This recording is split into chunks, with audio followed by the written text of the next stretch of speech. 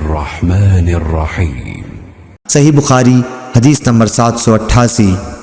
حمام بن یحییٰ نے قتادہ سے بیان کیا، وہ اکرمہ سے کہا کہ میں نے مکے میں ایک بوڑھے کے پیچھے ظہر کی نماز پڑھی، انہوں نے تمام نماز میں 22 تکبیریں کہیں۔ اس پر میں نے ابن عباس رضی اللہ تعالیٰ عنہ سے کہا کہ یہ بوڑھا بالکل بے عقل معلوم ہوتا ہے۔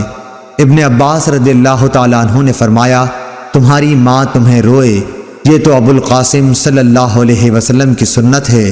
اور موسیٰ بن اسماعیل نے یوں بھی بیان کیا کہ ہم سے ابان نے بیان کیا، کہا کہ ہم سے قتادہ نے، انہوں نے کہا کہ ہم سے اکرمہ نے یہ حدیث بیان کی۔ اللهم صل على محمد وعلى آل محمد كما صليت على إبراهيم وعلى آل إبراهيم إنك حميد مجيد اللهم بارك على محمد وعلى آل محمد كما باركت على